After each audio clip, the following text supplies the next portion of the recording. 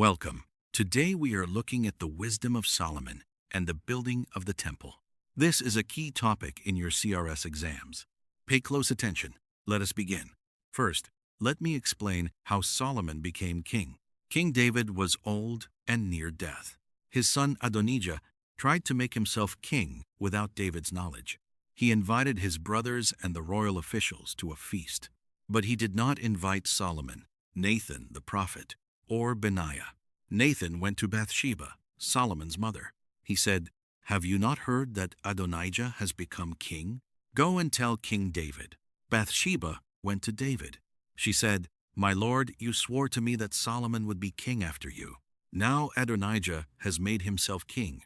At that moment, Nathan also came in. He confirmed what Bathsheba had said. King David called for Bathsheba. He said, "I swore to you by the Lord, Solomon your son shall be king after me. I will keep my oath this day." David commanded that Solomon be taken to the Gihon spring. Zadok the priest and Nathan the prophet were to anoint Solomon as king. They did so. They blew the trumpet and shouted, "Long live King Solomon!" Adonijah and his guests heard the noise. When they learned that Solomon had been made king, they were afraid. Solomon showed mercy. He said, "If Adonijah shows himself to be worthy, not a hair of his head will fall. But if evil is found in him, he will die." David then rested with his ancestors.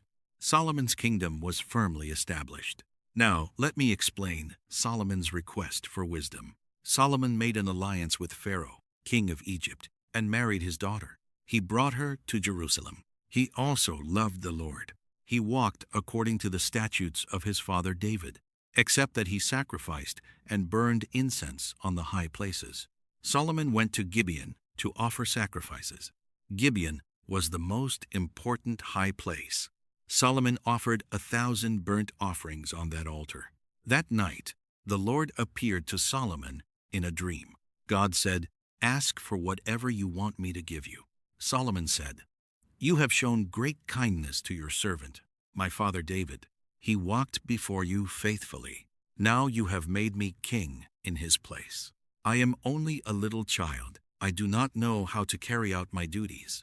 Give your servant a discerning heart to govern your people and to distinguish between right and wrong. For who is able to govern this great people of yours?" The Lord was pleased that Solomon had asked for this. God said, "Since you have asked for wisdom to administer justice, I will do what you have asked. I will give you a wise and discerning heart, so that there will never have been anyone like you, nor will there ever be. Moreover, I will give you what you have not asked for. I will give you both riches and honor, so that in your lifetime you will have no equal. And if you walk in obedience to me and keep my decrees and commands, I will give you a long life." Solomon awoke. He realized it was a dream. He returned to Jerusalem. He stood before the ark of the Lord's covenant. He sacrificed burnt offerings and fellowship offerings. Then he gave a feast for all his court. Now let me explain the demonstration of Solomon's wisdom. Soon after, 2 prostitutes came to the king. One woman said, "Please, my lord, this woman and I live in the same house. I gave birth to a son while she was there. 3 days later, this woman also gave birth. During the night, she rolled over on her son, and he died. She got up in the night and took my son from my side while I was asleep. She put her dead son at my breast and took my son away. In the morning, when I got up to nurse my son, he was dead. But when I looked at him closely, I saw that it was not the son I had born." The other woman said, "No, the living one is my son. The dead one is yours." The first woman said, "No, the dead one is yours. The living one is mine." They argued before the king.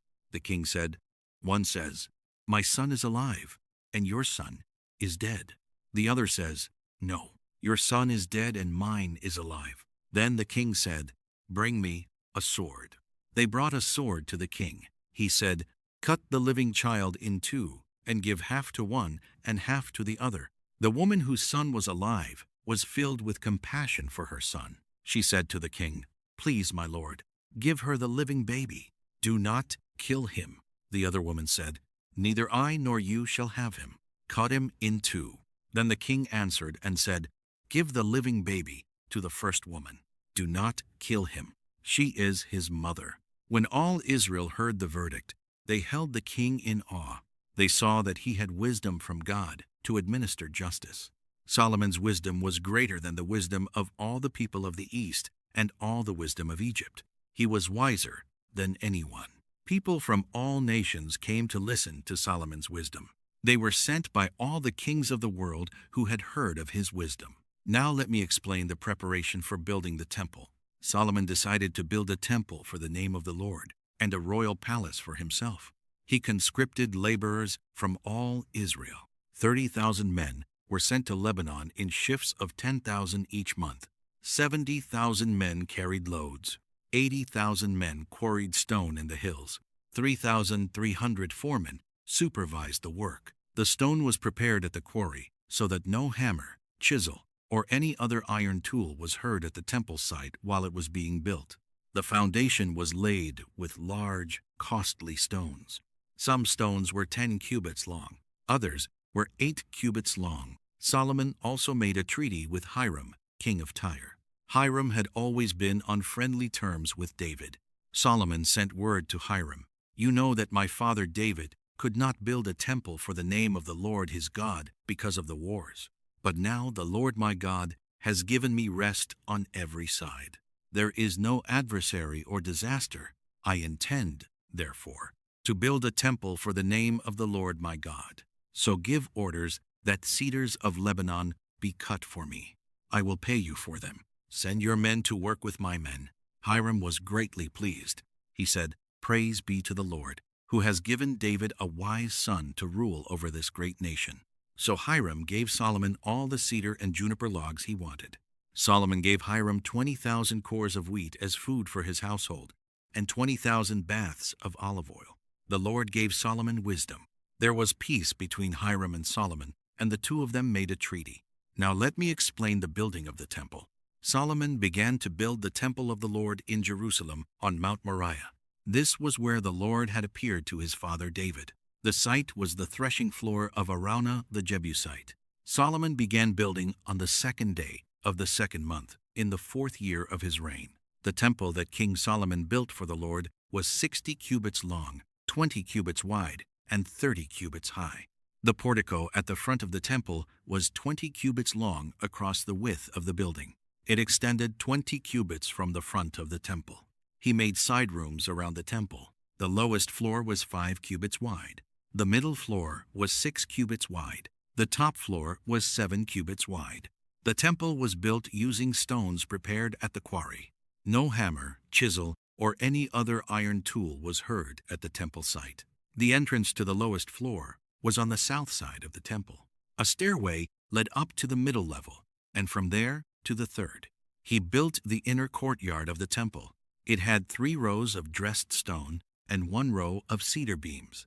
The word of the Lord came to Solomon, saying, As for this temple you are building, if you follow my decrees, observe my laws, and keep all my commands, I will fulfill through you the promise I gave to David your father, and I will live among the Israelites, and will not abandon my people Israel. So Solomon built the temple and completed it. He lined the interior walls with cedar boards from floor to ceiling. He covered the floor of the temple with juniper boards. He partitioned off an inner sanctuary, the most holy place. Its length was 20 cubits. Its width was 20 cubits. Its height was 20 cubits. He overlaid the inside with pure gold. He overlaid the altar of cedar with gold. For the inner sanctuary, he made a pair of cherubim out of olive wood. Each cherub was 10 cubits high. He placed the cherubim inside the innermost room of the temple. Their wings touched each other in the middle of the room. He overlaid the cherubim with gold. He carved cherubim, palm trees, and open flowers on the walls. He also overlaid the floor of the temple with gold. For the entrance of the inner sanctuary, he made doors out of olive wood. The doorposts were square. The doors had 2 leaves each. He carved cherubim, palm trees, and open flowers on them. He overlaid them with gold. For the entrance of the main hall, He made door frames out of olive wood. The doors were made of juniper wood. Each door had 2 leaves that turned in their sockets. He carved cherubim, palm trees, and open flowers on them. He overlaid them with gold. He built the courtyard of the temple. It had 3 rows of dressed stone and 1 row of cedar beams. Now let me explain the dedication of the temple. Solomon summoned the elders of Israel, all the heads of the tribes, and the chiefs of the Israelite families. They came to bring up the ark of the Lord's covenant from Zion, the city of David. All the Israelites came together to celebrate the dedication of the temple. The priests brought the ark of the Lord to its place in the inner sanctuary of the temple, the most holy place. There was nothing in the ark except the 2 stone tablets that Moses had placed in it at Horeb. When the priests withdrew from the holy place, the cloud filled the temple of the Lord. The priests could not perform their service because of the cloud, for the glory of the Lord filled his temple. Then Solomon said, "The Lord has said that he would dwell in a dark cloud. I have built a magnificent temple for you, a place for you to dwell forever." Solomon turned around and blessed the whole assembly of Israel. He said, "Praise be to the Lord, the God of Israel, who with his own hand has fulfilled what he promised with his own mouth." He said, "Since the day I brought my people Israel out of Egypt, I have not chosen a city in any tribe of Israel to have a temple built, but now I have chosen Jerusalem for my name to be there."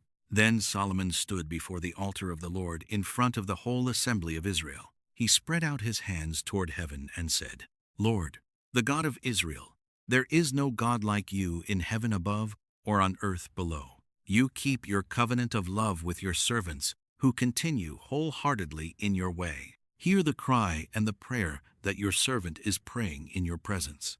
May your eyes be open toward this temple night and day. Hear the supplication of your servant and of your people Israel when they pray toward this place. Hear from heaven your dwelling place, and when you hear, forgive." He prayed for justice, for rain, for famine, for plague, for the foreigner, for battle, and for forgiveness. When Solomon finished praying, fire came down from heaven and consumed the burnt offering and the sacrifices. The glory of the Lord filled the temple. The Israelites knelt on the pavement with their faces to the ground. They worshipped and gave thanks to the Lord, saying, "He is good. His love endures forever." The king and all the people offered sacrifices before the Lord. King Solomon offered a sacrifice of 22,000 cattle and 120,000 sheep and goats. So the king and all the Israelites dedicated the temple of the Lord. The Lord appeared to Solomon at night. He said, "I have heard your prayer and have chosen this place for myself as a temple of sacrifice. If my people, who are called by my name, will humble themselves and pray and seek my face and turn from their wicked ways, then I will hear from heaven and will forgive their sin and will heal their land." A common exam question asks you to describe Solomon's request for wisdom. Here is a sample answer. God appeared to Solomon in a dream and said, "Ask for whatever you want me to give you." Solomon asked for a discerning heart to govern the people and to distinguish between right and wrong. He did not ask for long life, wealth, or death of his enemies. God was pleased. He gave Solomon wisdom and also riches and honor. This shows that Solomon valued wisdom above material things. Another exam question asks you to explain the demonstration of Solomon's wisdom. Here is your answer. 2 prostitutes came to Solomon. Each claimed to be the mother of a living baby. One baby had died. Solomon ordered the living baby to be cut in 2. The real mother begged that the baby be spared. The false mother agreed to the division. Solomon gave the baby to the real mother. All Israel saw that he had wisdom from God to administer justice. Let me give you a quick summary. Solomon became king after David. God appeared to him in a dream and offered him anything. Solomon asked for wisdom. God gave him wisdom, riches, and honor. Solomon demonstrated his wisdom in the judgment of the 2 prostitutes. He built a magnificent temple for the Lord in Jerusalem. The temple was dedicated with prayer and sacrifice. God's glory filled the temple. Keep reviewing. Keep practicing. See you in the next topic.